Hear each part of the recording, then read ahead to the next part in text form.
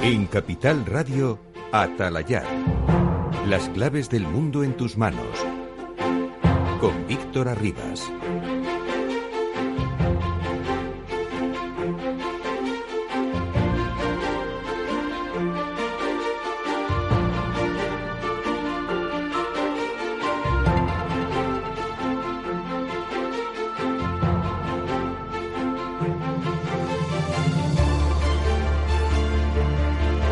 Saludos, señoras y señores, muy buenas noches y bienvenidos a Atalayar en Capital Radio. Ya saben que es el programa de análisis sobre la actualidad internacional que cada noche de los lunes abrimos en esta misma sintonía.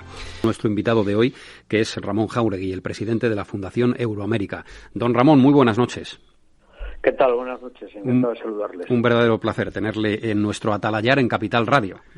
Ya sabe usted Igualmente. que es un programa que cumple un mes y medio prácticamente y que se dedica al análisis de los asuntos internacionales, de la geopolítica y de las relaciones internacionales. Así que era obligado, por supuesto, invitar al presidente de la Fundación Euroamérica. Nada menos bueno, y conocido también por su labor en la política nacional, en el Parlamento Europeo, en las instituciones europeas. No necesita presentación, don Ramón.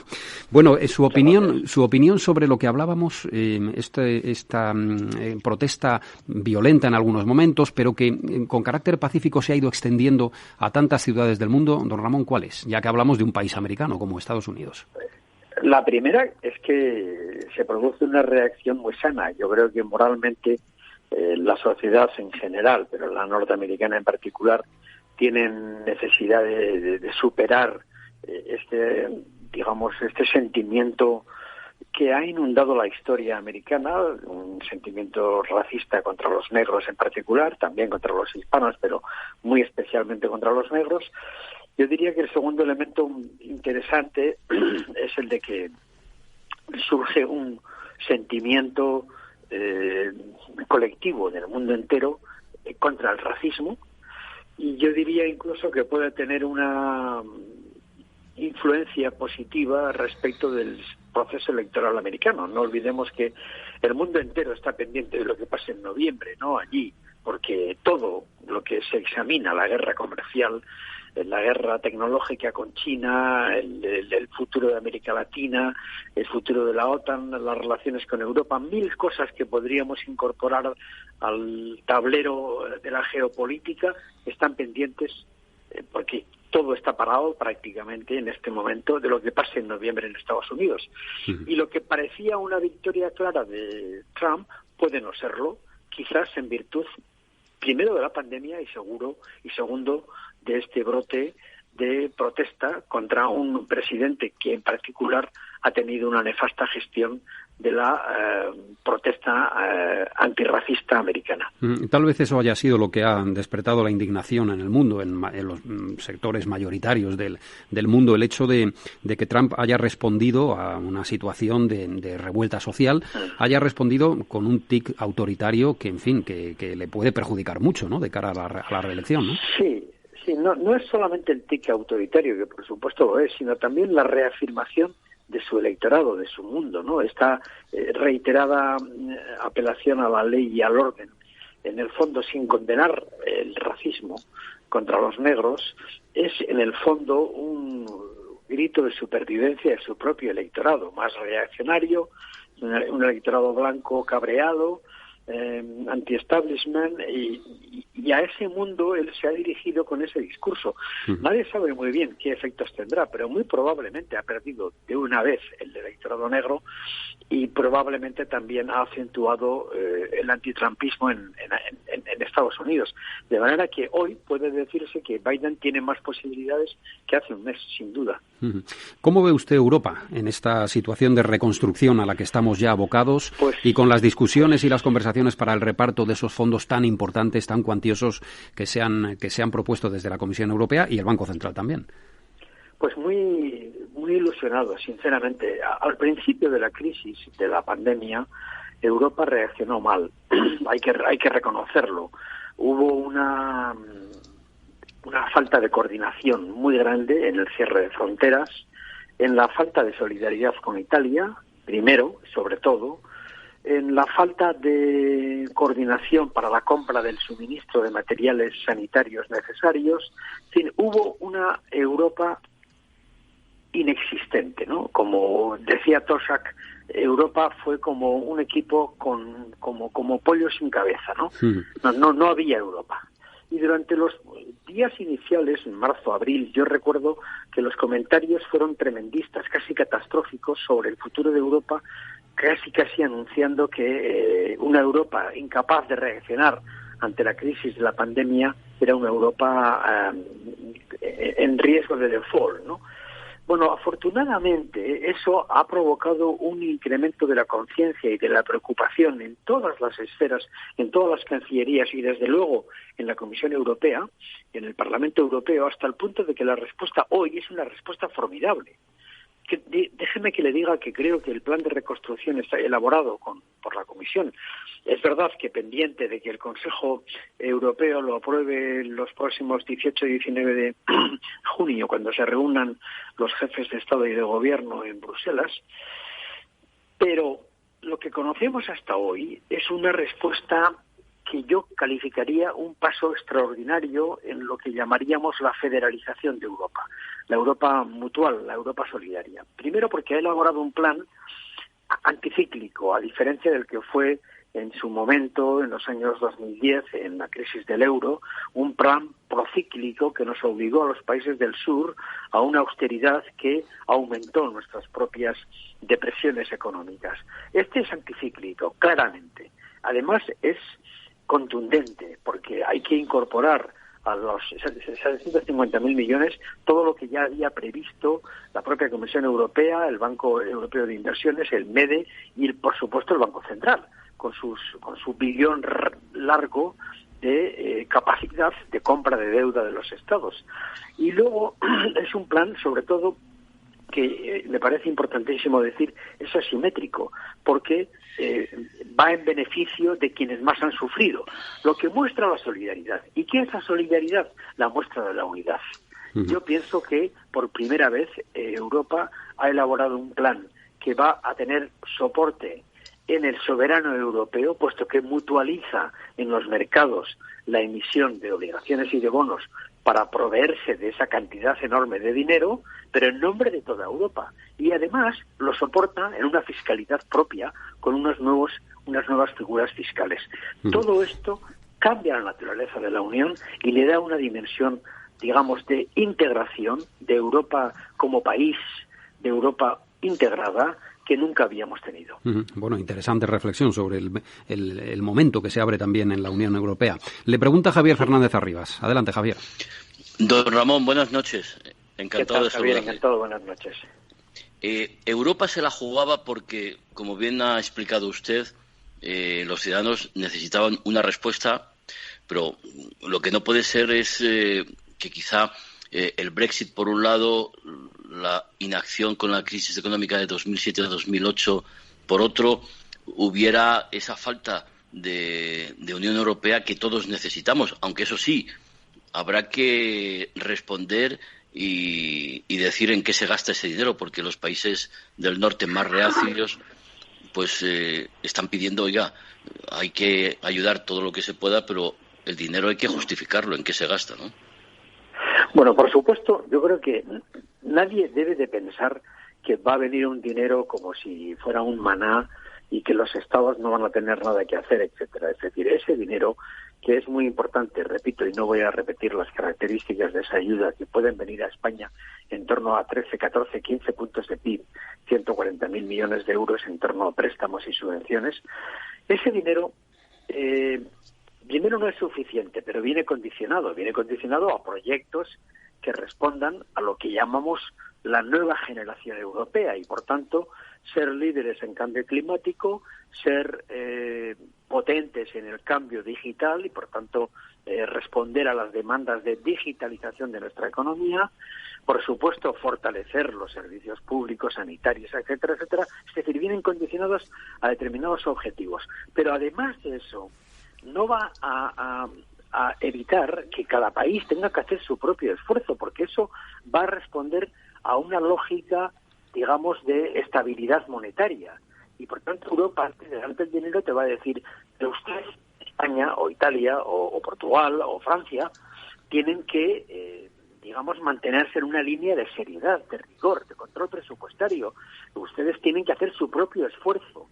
Y yo creo que es muy importante la pregunta porque viene a cuento de algo que en España quizás todavía no está suficientemente explicitado, y es que, más allá de las ayudas europeas, harán falta aportaciones nacionales a esas mismas ayudas, si no, no las habrá, y al mismo tiempo habrá que mantener una senda de rigor, de seriedad, de esfuerzo colectivo como país, porque lo que nos ha pasado es muy gordo, porque el dinero que necesitamos es mucho y porque el esfuerzo colectivo que como país tengamos que hacer también va a ser enorme.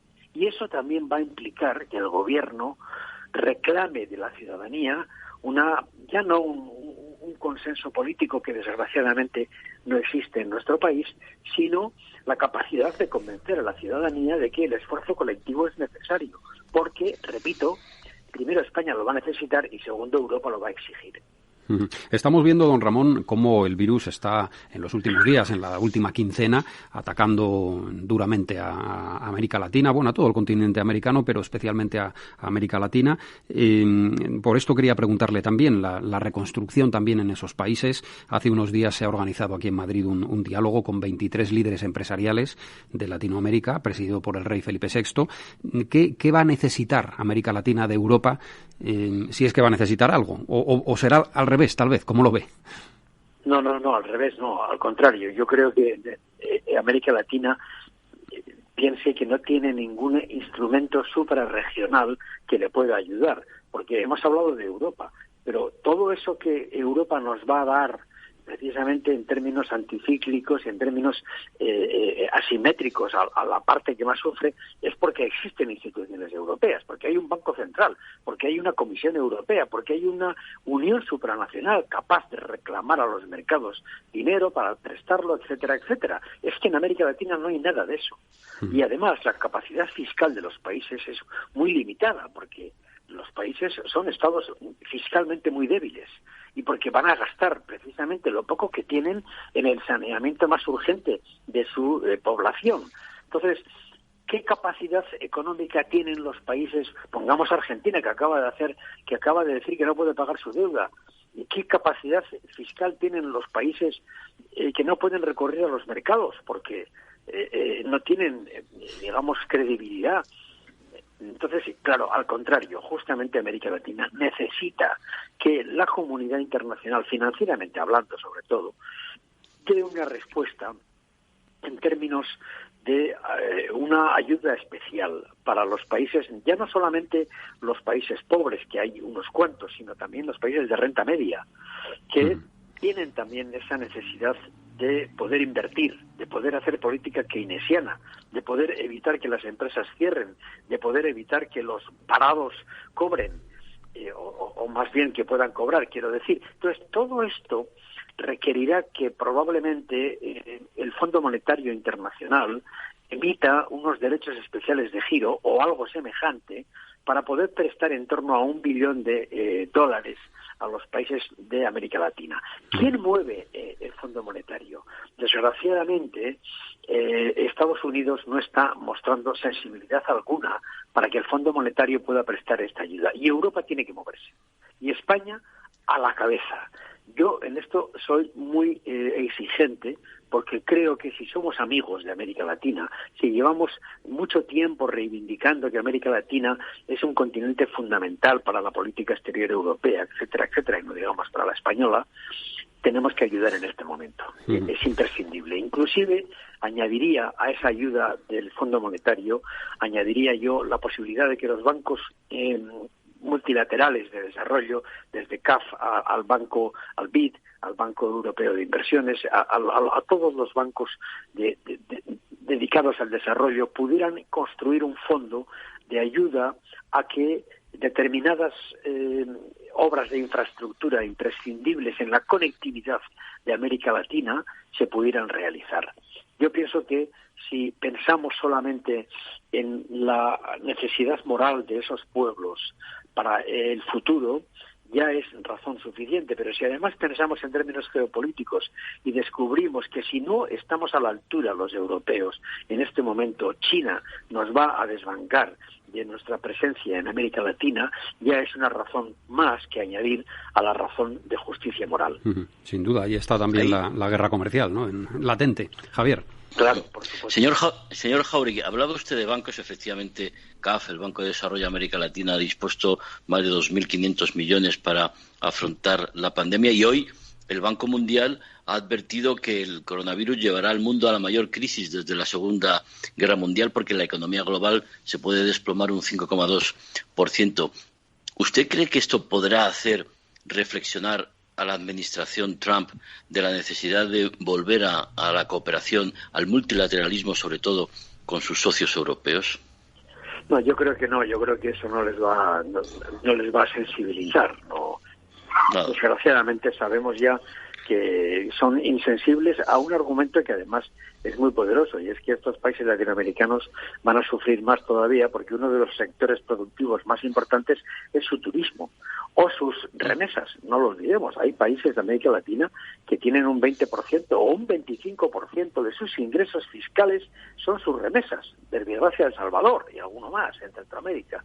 Es decir, que son las remesas que envían sus emigrantes, ya sea en España o en Estados Unidos o en otros lugares del mundo.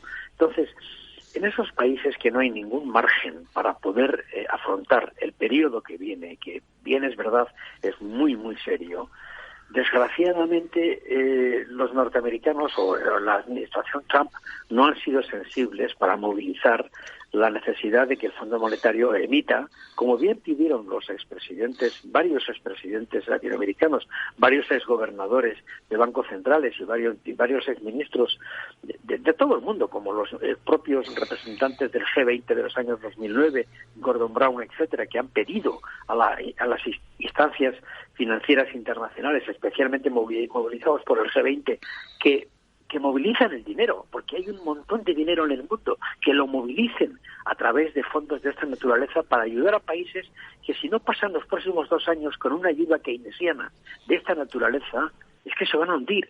Entonces, no confío en absoluto en que la administración americana cambie, y tengo la esperanza, sin embargo, de que precisamente en ese terreno los europeos seamos capaces de tocar esa puerta, de reclamar, tanto en el G20 como en el Fondo Monetario, como en el Banco Mundial, como en los bancos multilaterales de desarrollo, una acción mucho más potente en ayuda de América Latina, porque, repito, nos estamos jugando mucho.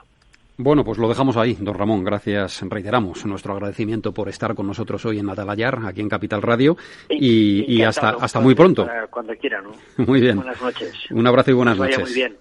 Gracias. Buenas noches, don Ramón.